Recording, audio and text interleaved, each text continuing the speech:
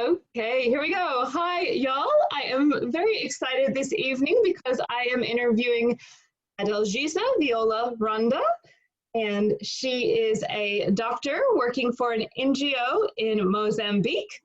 And I met her via her kind sister, Cristina, and I met Cristina via Shivangi, who has connected me to several interesting people during this interview series. So thank you, Adalgisa, for speaking to me.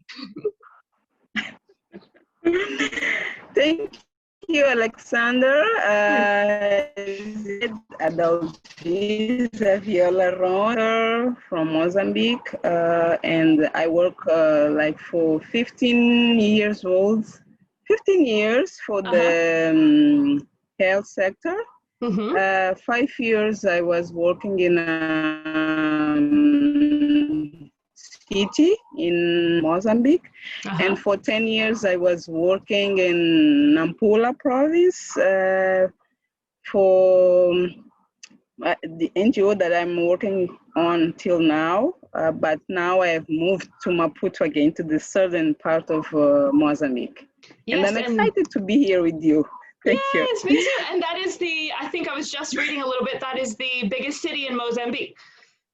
Is it? Maputo, yes, is the biggest city, but we have, where I was based, Nampula is the province with the highest population in Mozambique. So here in Nampula we have around 7 million. So it's the province that we must work more because we have the highest population in Mozambique, yes. Okay. Tell me. Nampula, no, thank you. Go ahead. No, I was saying that Nampula city is the third city in Mozambique. We have Maputo in the south, and then we have Beira in the center, and Nampula in the northern part of Mozambique. And I was reading that Mozambique has over 30 million people, and if I have a few viewers, I think, from Australia and the United States. If you aren't familiar with Mozambique, it is, if you look at the continent of Africa, it's kind of down towards the bottom. It borders South Africa.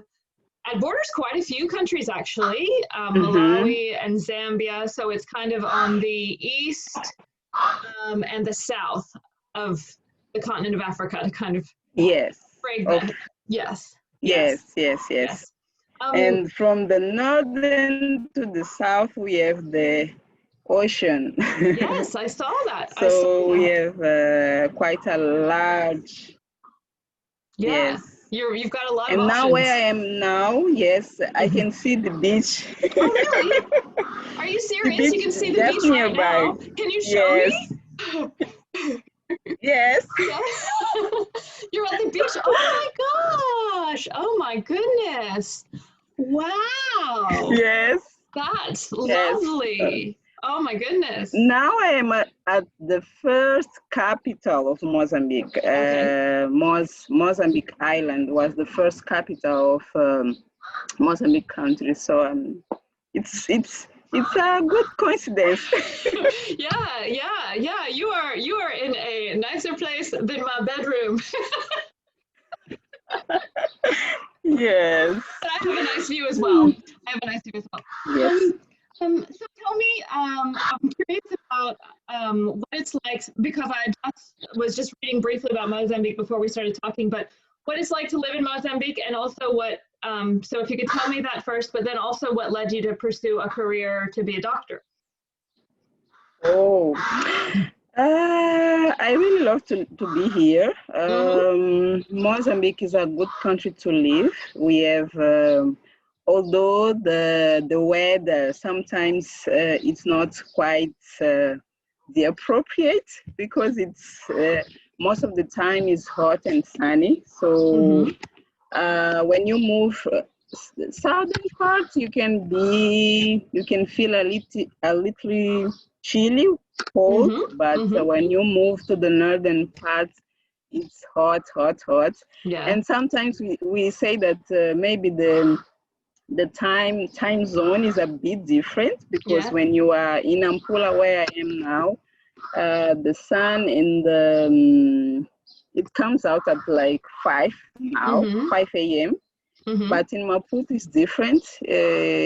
You will see the sun like at 6:30, so it's quite Okay. different. Wow. Yeah, so Wow. at 5 a.m. you can hear people at the streets Oh, wow. going to do shops, and then. But I really love to be here, and Yeah. for me, I will not change the Mm-hmm. place that I'm living on. People are very warm. Yeah. I can say warm. Yes, Yeah. Yeah. lovely people, Yeah. and where you go, they can chat with you, say hi, where you coming Yeah. from. So people are very warm. Weather is good. Weather is good to go to the beach even Yeah. now. Yeah. So that's a wonderful, and we have wonderful cuisine. Oh, yeah. Yes, because we have a lot of seafood. Mm-hmm. I was wondering. Yeah. And Yeah. Yeah. yes, for me, seafood is the best. Mm-hmm. Fish, calamari, and Okay. then all this. Yeah. And the cuisine is very, very good. Okay.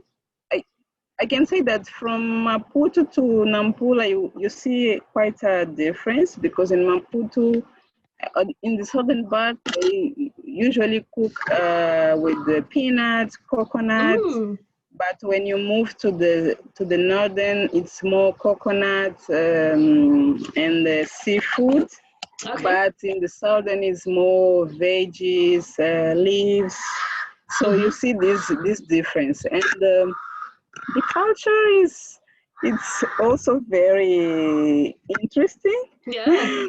And what I see from my point of medical doctor, for example, southern part, you see a lot of women working, leading the families. And then when you move to the northern part, you see a lot of women facing the husband. Ah, okay. And Okay. so it's although we know that the woman is the one who leads the family, you see Mm-hmm. that she's the approach or the attitude is a bit different within the country. Okay. Right. Yeah. Why Interesting. I did I did this why I'm a medical doctor now. Since my childhood, I dreamed to be a doctor. So, and my parents, they supported me to do. They were like, yes, yes, it's good to be. I was born with a deformity in my legs. Oh, okay. So yes, I went to the surgery early when I was 2. My mother said, I don't remember, I don't recall. But I went for a surgery when I was 2, and since that time, I was like, I will be a doctor to Oh, okay. help saving lives when I'm older. And then, yes, I think that from that time, I had an objective in my life. I will be a doctor. And then I went to the medical school. I Mm-hmm. studied in Maputo most of the time. And I finished my degree. I was fortunate to do the course at the time that I was that they defined. Because when you go to the medical school, they say, no, you will not finish in time. You know, to be a Mm. doctor is so difficult. And I was scared. No, I will not. But then I was fortunate to finish my course. Uh, when you go to the medical school, usually you think that you will be treating people, take care of lives. Mm-hmm. And then I went to Gaza province. Gaza province just nearby Maputo, 200 kilometers far, and you can go by car. And I went there. They were saying no. They were saying no. Stay in Maputo. Be here. And I was like, no. I need to go and see different places and work for different people. And it's good to be away from your family because you can grow. Yes. With your family, you are in that environment, and you don't flourish. Yeah, sure. So I went to Gaza, and I was working at the main hospital there for 2 years, and then I moved to the Gaza city. Okay. It's like a district, an area, and I was managing different programs of health. I was managing human resources, and it was a good opportunity for me to learn Mm-hmm. not the care part of the medical doctor, but the prevention one. Okay. Yes. So Yeah. yes, because we don't the mindset is no, when the person is sick you take care, but Mm-hmm. the mindset is not usually the person cannot be sick. How do Yeah. you work with the person to be always healthy? So Mm-hmm. that's when I changed my path, Okay. because Okay. I wanted that time to be a pediatrician, but then I moved to the preventive area. Okay. Okay. So in 2010 I moved to Nampula to work with this NGO, Yeah. and I moved to an area that I didn't understand quite well when I left Gaza. I started working with reproductive health.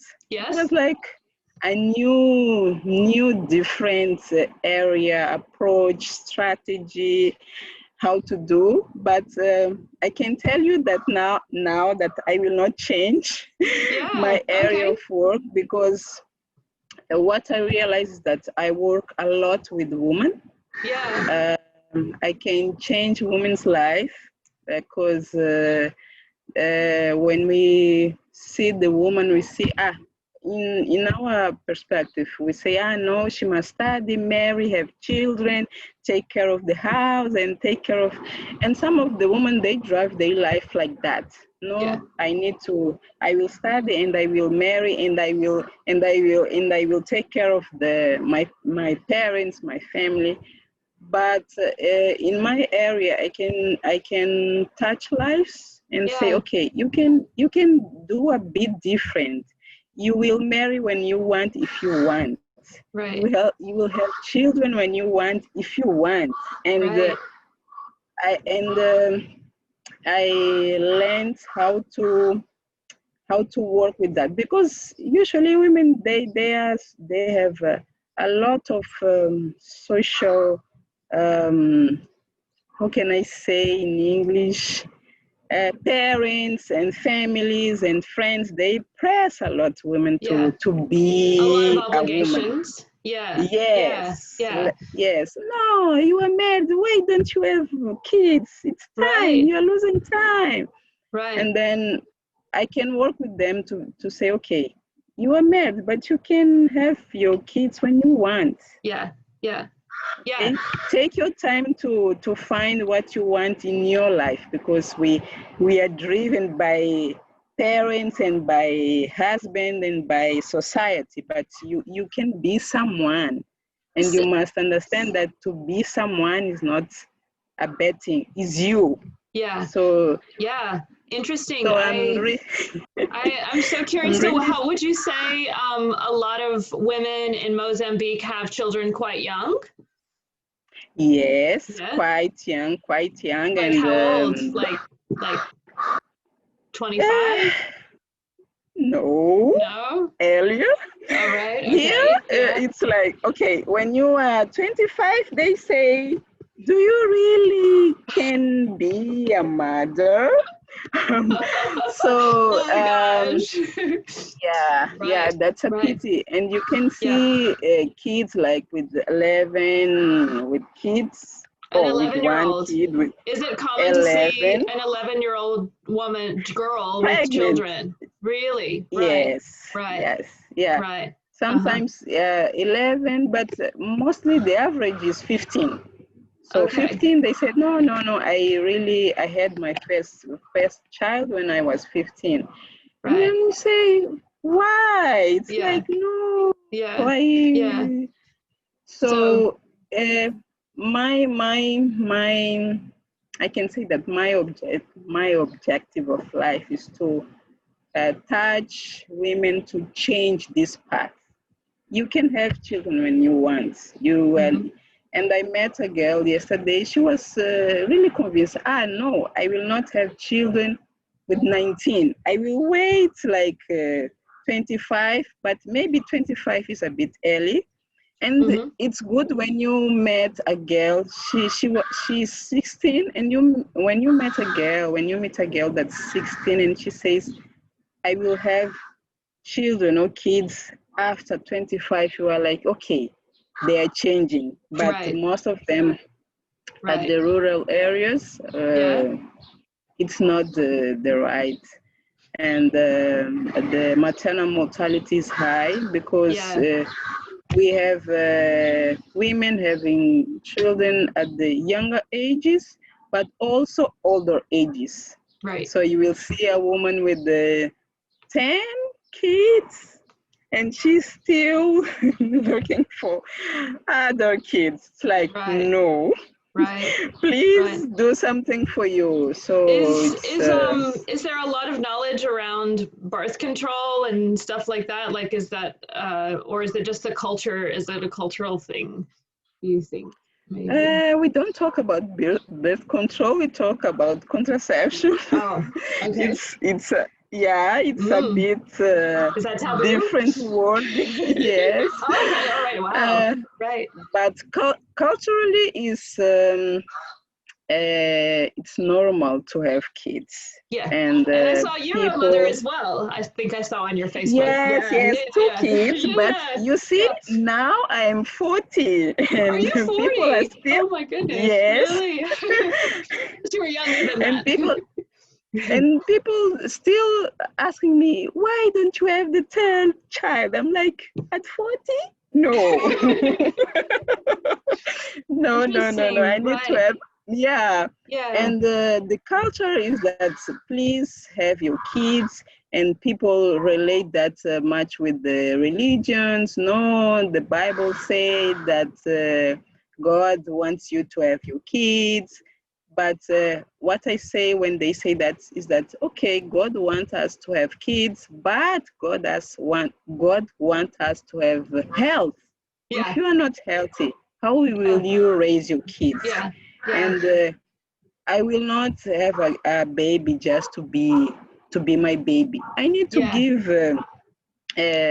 education. When will you have time to do that with your kid? What do you want your kid to be?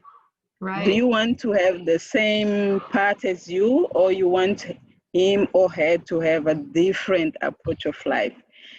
So culturally, you need, and you have to, and you must have kids. So, what if you don't have kids? Like me, I don't have any kids. Is it bad? I better get cracking. I better jump on that. They as soon as they meet you, they will keep asking you when, when, what's going on? You are not married. So there is a lot of pressure too. It's quite a religious country. Is it Christian? Would you say in Mozambique? Is there a lot of Christian influence, or Catholic, or? A lot, but northern part is mostly Muslim. Yes. So when you go to Nampula, for example, it's Muslim. You have Catholic, also Christian, but not that much as Muslim. And but when you travel, would both be a bit still like encouraging women to have children either way? Yes. Yes, they encourage you. And then they say, no, when you have a lot of kids, you will be rich, because they will go to the field and then they will bring food and money. But if your kid is not educated to do that, it will be difficult. I think that's so interesting and important, and I have heard a lot I haven't spoken to any doctors in Africa before, I don't think, but I have heard a lot about contraception and just the power that it gives women, and in terms of what we can do for the world, in terms of just giving women the knowledge around the own power of their own bodies is one of the most powerful things that we can do for all the world. Yes. Yeah. That's the message, and some I can say that even the information is getting there. Yeah. But changing behavior or changing culture it takes time. Yeah. So I hope that in 20 years it will be a different thinking and different way of live. So it's I really hope we are striving for like that. You, if you're doing it, that's great. That's beautiful. Yeah. So that's good. That's good. The painful part is that you ask, oh, do you know about contraception? They say yes. Do you want to do it? They say why? And then you say because it's good for you. They said no, it's not good for my family. Yeah. And then you say, but if you do it, they say, oh no, my husband, he will send me back to my mother's house, so it will be difficult. I will not have food. So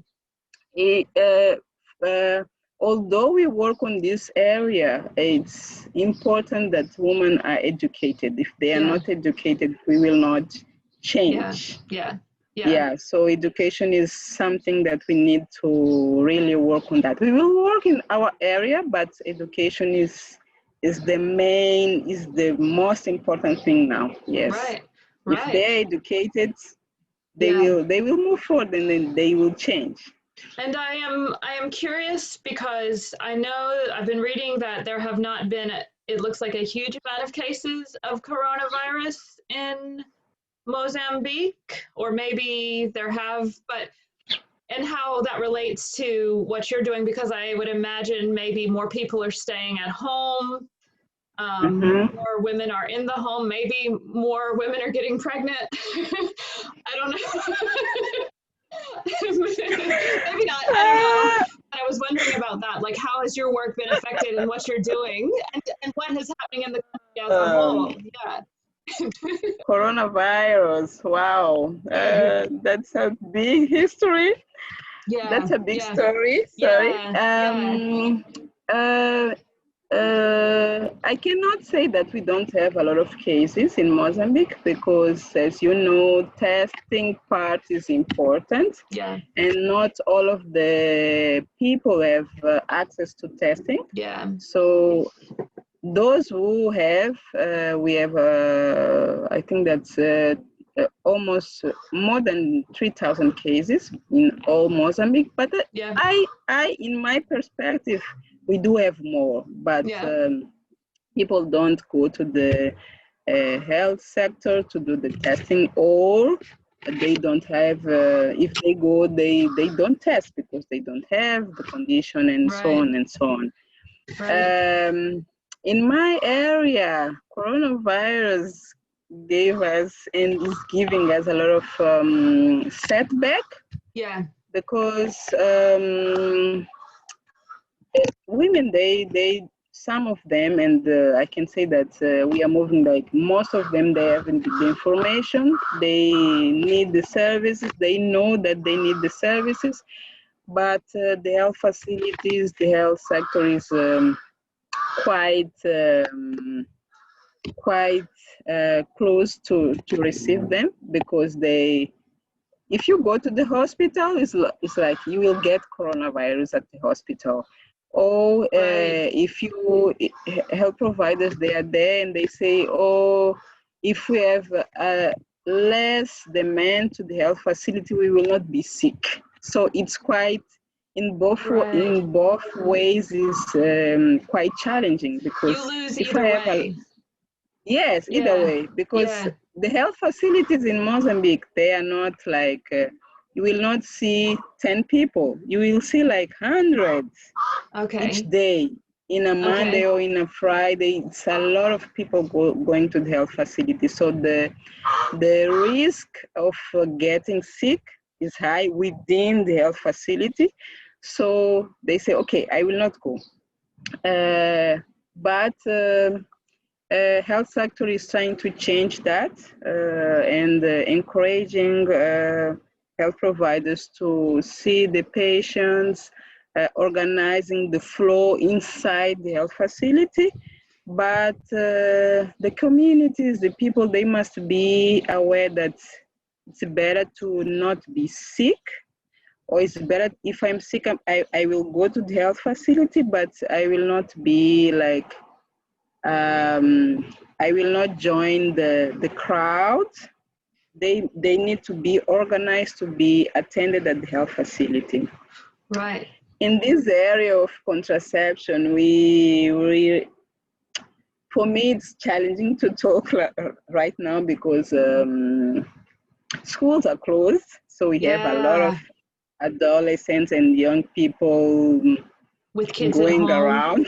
Yeah. Kids at home, they don't have a lot to do because the education sector also was not really prepared to change the way of teaching. At the beginning, they did online lessons, TV lessons, but in the rural area, they don't have TV.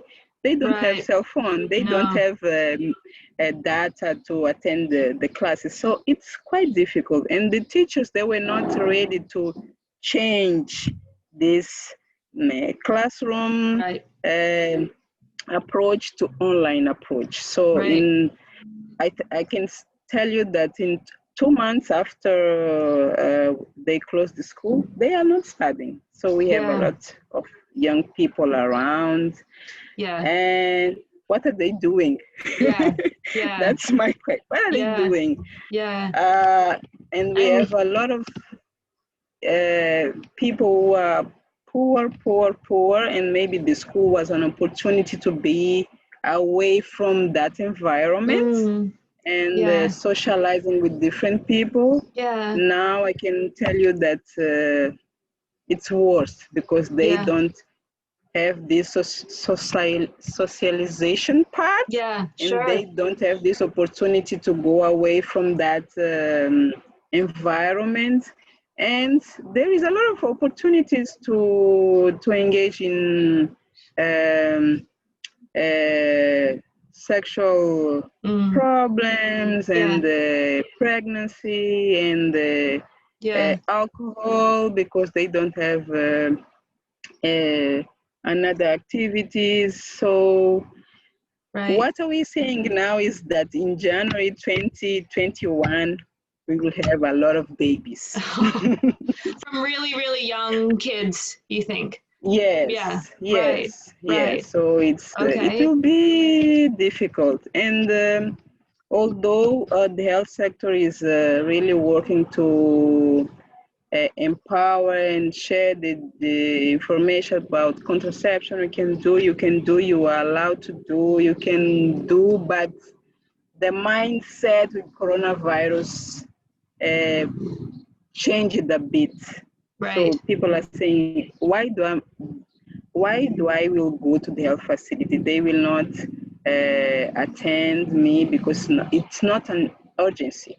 You see?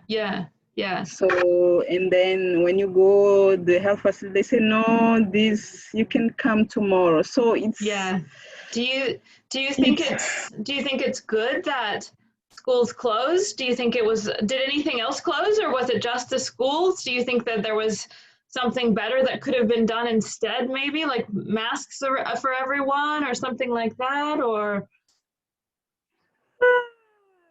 I prefer to not answer to that. I know, it's hard. But for me, I can say that for me, it's we could have different strategy for different areas. Because in the rural area, all the kids at school, they need to study. They need to have an opportunity to engage with others. Okay, people are using masks. We know that it will be challenging to continue. And when you travel, there are some with masks, there are some without. Right. So Yeah. it could be different. Yeah. I can tell you that my kids are studying. They embraced in an easier way online school. Yeah. And the school that they are gave them that opportunity. Oh, cool. But I'm concerned with the kids that they don't have all this media stuff. Yeah. Of course. And I'm saying that, for example, in 2-3 years, we will continue to see this gap. People with opportunities will continue to have a better education, and people without opportunities will be like, okay, more, they will be poor because they didn't have these opportunities to grow. And although we say that school will open in 2 months, but they were 6 months at home. So that's a lot of time to waste and to get pregnant or to fall behind or and to engage in alcohol. And then how will we work with that after, or because COVID is a new era. We must live with COVID. So how do we live with COVID, but not leaving behind the work that we must do and the opportunities that we must share with the people? That's my concern now. It will not change. We will reach December talking about COVID and then the other year, but we will not be what I was saying. For example, people say, why do you still travel? I said, if I not travel, I'm not doing what I intend to do. Because I need to do my work. So my work is not to be in front of the computer and sending documents. My work is there with the woman, with the providers, with the. So if I don't travel, what am doing now? So and for me it will be challenging. Even now, if we don't see this gap of we see this gap of opportunities. In some years, it will be like, no, I'm still in this class because I couldn't in that year pass to other class. And I have a child with 16. She's my sister. She's 16, and she's finishing the grade. And she's like, I need to start. How? I need to go to the university next year, and the schools are still closed. How do I'm gonna do? So, how she wants to do, but she doesn't have the opportunity to do. So, it's quite challenging, and for me, it's like we need to have different strategies to these gaps that we have.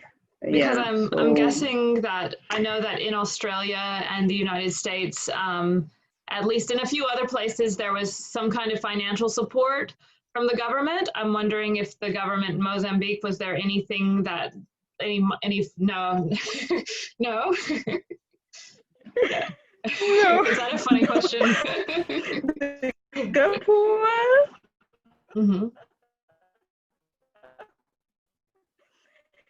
So you cannot say the government that please support. And if we have 30 millions, I can tell you that maybe 25 millions are poor. How are we gonna? How the government will support these 25 million? So it's It's everybody's for themselves. Everyone's kind of for themselves, I guess. Like you have to, if the school's closed, you have to deal with it. Yeah, and a lot of people, yes, and a Yeah. lot of people lost their jobs. A lot of people are striving to put even a piece of bread Yeah. at the table. So Yeah. yeah, Yeah. it's quite difficult Mhm. to talk about and to, because most of the I can tell you that, for example, in Maputo, most of people, they do small jobs. Mhm. But if you don't have this small job, hairdresser, carpenter, if you don't have, how are you gonna live? Mhm. So Mhm. it's quite difficult. Yeah. Yeah. Yeah. Let us hope that people, things will change. Yeah, yeah, absolutely. Well, it was similar, Let us and hope that. it is, I talked, the doctor in Colombia, she was telling me a very similar thing that people have to work too. So if you don't have any, if you have no money, I mean, there might be a pandemic on, but you either die from the pandemic or you die because you're starving. So you have to kind of, and Yes, we have a lot of luxury in Australia and the balance United that. States that that you don't even have options, I think, in other places. And there is Yeah, of and course, yeah. people here they're just fighting for today. They are not fighting for tomorrow. Yeah, yeah, You see, and if you fight like for every day and you don't have the opportunity today, you don't know if you have the opportunity tomorrow. sure. They sometimes they say it's I prefer to die with coronavirus instead of die with the, because I didn't eat anything for Yeah, days. yeah, So yeah. it's like, Do okay, you, and it's also, so food what on you the were, table. well, yeah, and what you were mentioning about I guess about the healthcare systems, it's hard to even know, it sounds like, how many people actually have it. So the ability to control it, it seems like, yes, Yes, school's closed, but to actually, like, it's would you know if you, have you met anyone who has had it, or would you know if you've known anyone who's had it? I'm wondering. no, I didn't. Yeah. I didn't. I Mm-hmm. met people who had family with, Mm-hmm. but you know that, yes, my family was affected. I have my parents with positive to coronavirus, but they are not sick. You Yeah. see, that's Yeah. the Yeah. other point. Most Mm-hmm. of the people, they don't have any symptom. So Yeah. Yeah. Yeah. Yeah. Yeah. so So it's quite, but yeah. it's It's quite difficult. And if I don't have any symptom, yeah. I will keep working. Yeah. You Yeah. see, I met one girl. She was like, I had a contact last week, so we were saying, okay, please go back home and do the test Mm-hmm. and stay at home Mm-hmm. until your test comes out. Mm-hmm. And she was Mm-hmm. like, okay, but I don't feel anything. Right. No, Right. it's better to Yeah. go and wait. So Yeah. Yeah. it, Yeah. it, it's still challenging to tell people that yes, you are positive, although you don't have any symptom. You are positive, so you must keep away from the others. So it's Yeah. like, why? Yeah. Yeah. If I Yeah. need to work, if I Yeah. need to take care of my kids, if I need to Yeah. do this and that, so I think yeah, it's it's probably a just bit an and it's like a hierarchy, I suppose, of like priorities. So maybe some people you can really isolate, or if you have a really, I guess, organized government like China, you can force everyone who has it to be in a space together. But if you're trying to protect mhm. yourselves and feed your family and do like, and I feel like I could understand how in certain situations, the coronavirus can be so low in people's concerns. You know, I guess I could see, depending on the situation, how some people there are worse problems. I guess maybe.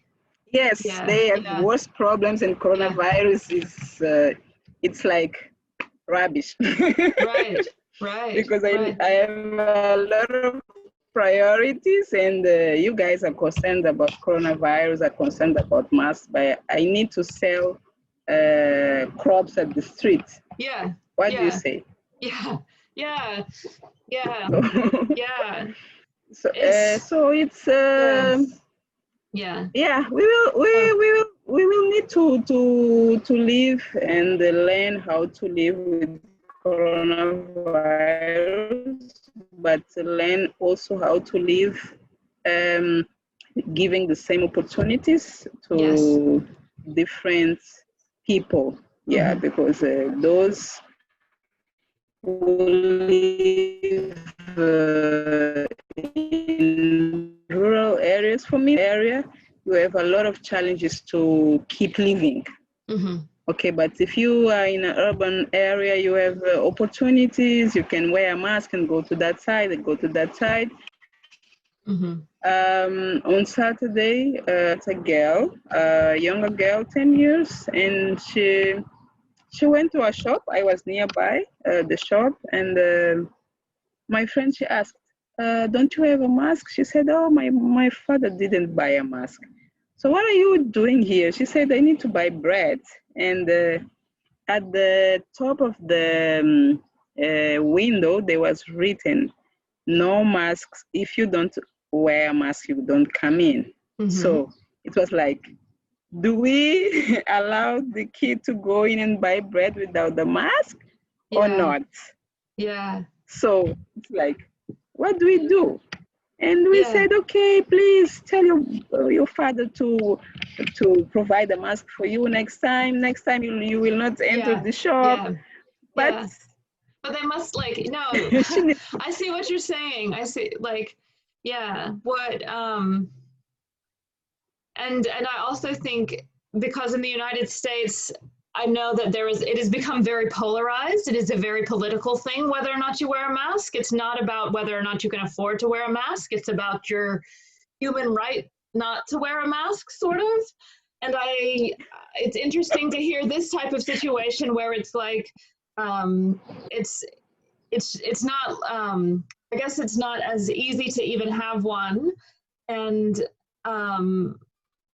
probably, it's tough. I don't know what the answer is, you know? I don't know, because even me, even me, and it's like, what people are gonna do if they don't have masks? They will not go to the shops. They will not go to the health facility. They will not go, but they need to keep doing their lives. So how we face. And of course, you also meet people who say, no, the government must give me the mask. You see? So they don't even at that time think that it's good for me to not get sick. You see? So you have different understanding of people need to eat, people need to have job, people need to keep healthy, but they will not keep healthy if they don't work. So how do we do that? So it's and speaking of the government, so I was kind of reading about Mozambique, and I was looking for information about, like, how they have handled the virus, and then most of the information I'm reading about is like about civil unrest in Mozambique. It's not no. it's not about the virus at all. It was reading about insurgents and stuff like that. So I was wondering if you want to, I guess there's not protests, but there's other problems as well as with the government as a whole. Yeah, we do have a lot of problems, but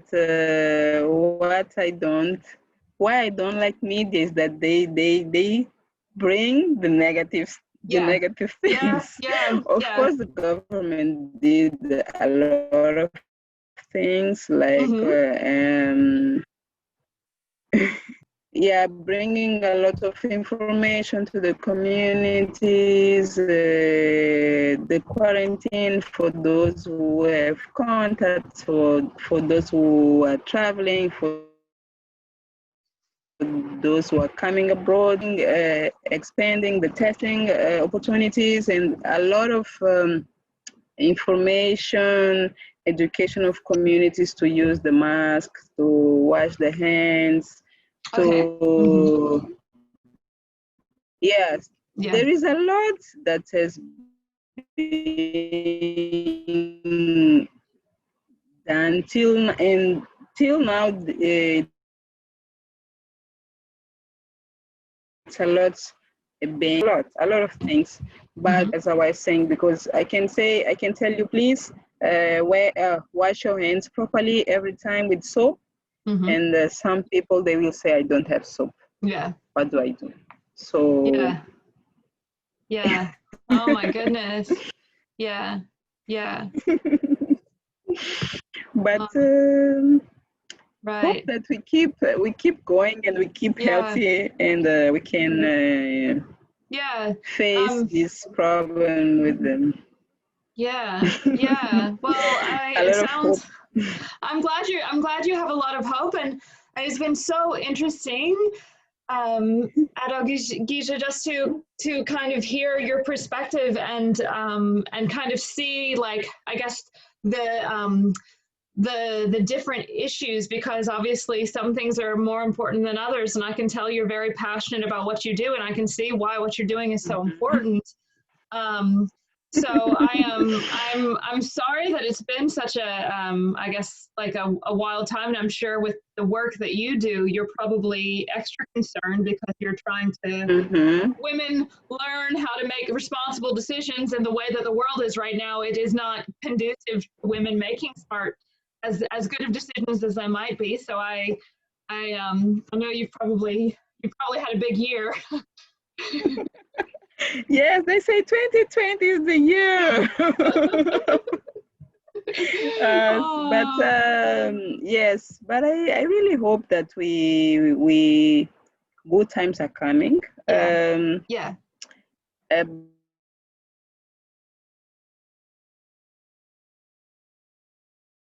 But we need, and then in other way, coronavirus just came to show us that we don't need differences between us. How all of us will live healthy and take care of the world in a more good way. So I hope that we learn, but I know that there is opportunities, because there are some who are getting rich with coronavirus, but there are some who are getting poor with coronavirus. But equality is something that we could work more on these years to come, so that we live more in a more how can I say, with consensus with the world, because the world is crying. This pandemic came just to show us that there is a lot to be done to live in a healthy world. So that's beautiful. And I think that's beautiful. And I think that's probably kind of a good way to wrap up the interview, if that's okay with you, unless there's anything. No, I love it. And we are, it is, we want to work towards a more equal world, and maybe in some strange way, coronavirus is kind of revealing things about how that can be done, so I think so. Is there anything else? Hope that we live in a better world soon. Yes, I do too. And I think you're doing things Adalgisa to make it that way. So thank you so much for what you're doing. And it was so interesting to speak with you about it. And I could ask you like a million more questions, but I know you're just starting your day over there, so I won't. But it has been so fascinating. And thank you for everything that you do and for taking time to speak with me this evening or this morning. Thank you, Alexandra. It was a good, wonderful opportunity for me also to share with the world what are we facing, because people, if you're not here, you will not feel. So it's kind of a good opportunity for me also to share what is going on, and I'm a hopeful person. So I really hope that that my kids have a better opportunity than what we have now. And learning with this pandemic, we can better live in a wonderful world. Yeah. Soon. That's beautiful. Thank you. That's beautiful. Thank you so much.